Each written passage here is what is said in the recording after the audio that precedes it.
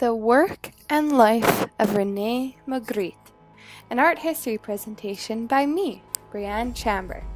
In this presentation, I'm going to walk you through the life of Rene Magritte, as well as how his circumstances influenced his artwork.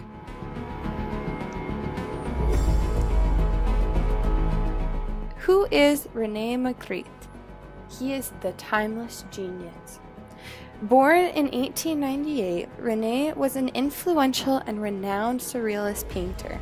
The eldest of three boys, Magritte was born into a well-off family. He had a variety of artistic training in his early years. When Magritte was 12 years old, his mother committed suicide. Magritte was apparently present when they fished his mother's body out of the water.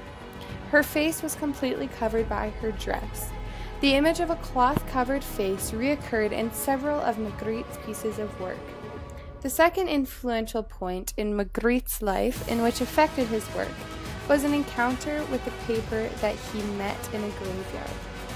Magritte later wrote, "I found in the middle of some broken stone columns and heaped up leaves a painter who had come from the capital and seemed to me to be performing magic." Magritte's early training consisted of attending Académie des Beaux-Arts in Brussels in 1915. During these early years of art, Magritte experimented with Cubism.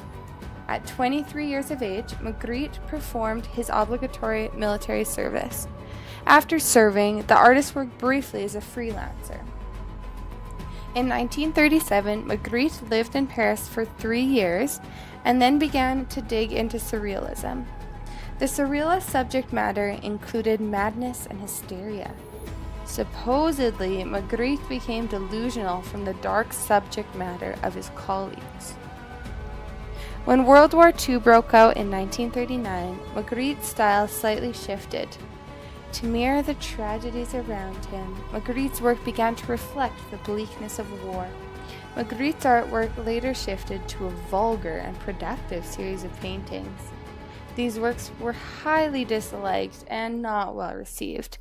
Due to this feedback, Magritte returned to his old, original style. Although Magritte died in 1967, his legacy thrived. Magritte was considered an inspiration and influence to a variety of artists, including Andy Warhol and Martin Kippenberger. Praised and admired was Magritte's ability to create art out of everyday objects, such as a rose and a pear, or an apple and a mask, or an eye but with a sky. In summary, Magritte, what did he do? Well, he was the mastermind between putting two seemingly opposite objects together in the same piece of art. He used a technique called surrealism. But how did he become successful? What is his story? Well, as you can see, Magritte's life was definitely not ordinary. And how did this translate into Magritte's works? Well, that's a whole different topic.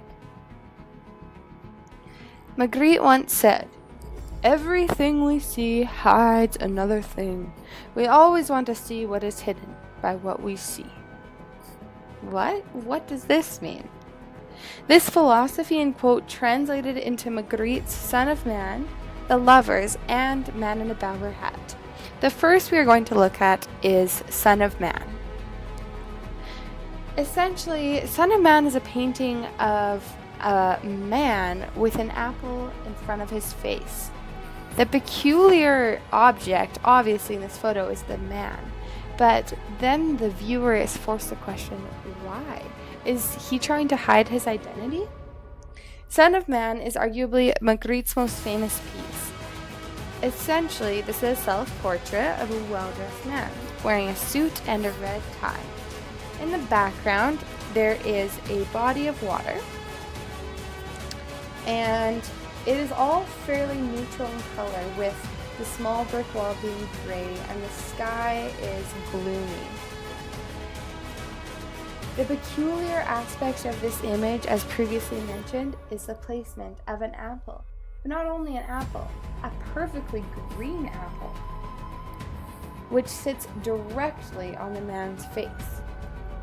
We are able to see the man's jawline, his ears, part of his left eye, and parts of his cheek, but that's it. The man is also wearing a hat, which makes it impossible to see his hairline or his forehead. Essentially, we have no idea who this man is, creating an element of mystery that possibly could never be uncovered. The anonymity is very clear in this piece. Although the exact placement of the apple can never fully be understood, the viewer is able to look at the painter himself, René Magritte, to gain some insight into this piece. Magritte had once said that one is often frustrated in pursuit, in reference to finding meaning in objects that are hidden behind other things. When looking at this exact placement of the apple directly on the face, we can assume that Magritte is alluding to the fact that our faces are hiding our true identity.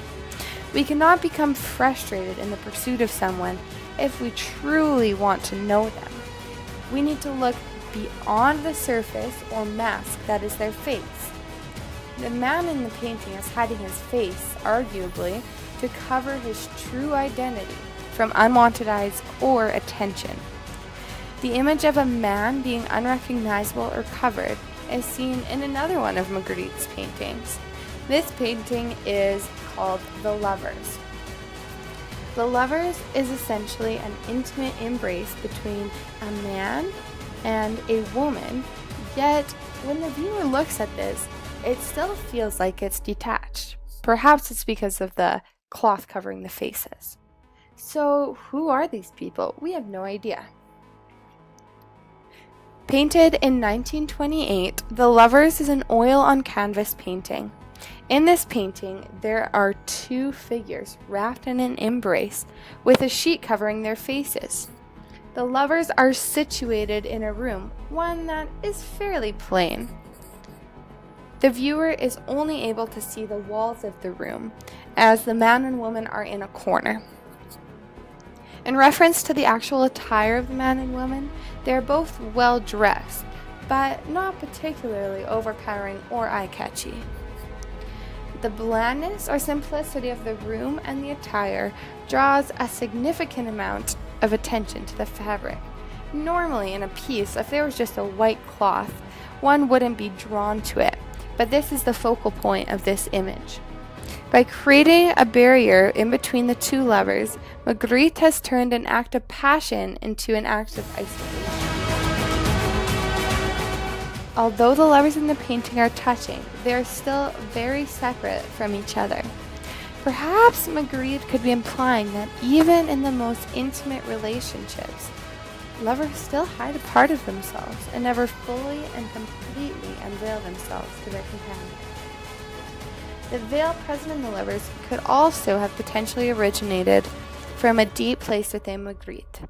Just as stated earlier, Magritte's mother was found with a cloth covering her face when she was dragged out of the water from which she died in. When confronted about this idea, Magritte's response was, "My painting is the visible images which conceal nothing." He denied any sort of relation between his work and his mother's death. However, his pieces would beg to differ.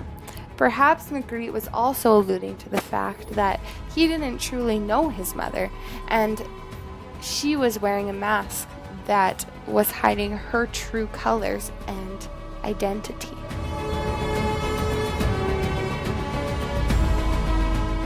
The third painting we are going to look at, which also has a sense of anonymity, is Man in a Bowler Hat.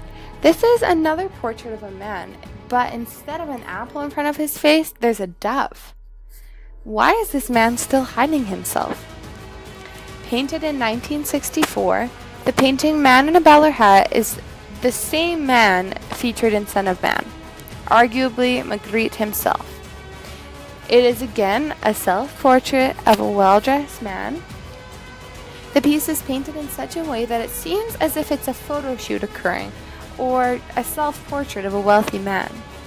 Rather than a painting, it seems as if a camera was taking a picture. However, it seems just as the image was being snapped, a bird flew in front of the man's face. This is noted because the bird is in action with their wings up. Just as seen in the Son of Man, there are no recognizable or distinct features featured on the man's face, just part of the chin and the left ear. This creates the same anonymity as seen in the other paintings as well.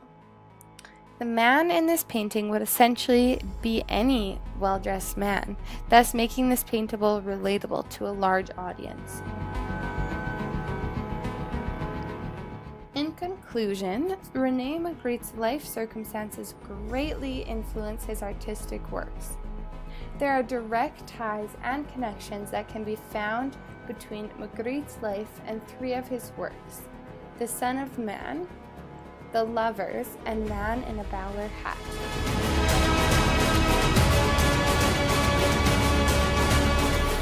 Thanks for watching!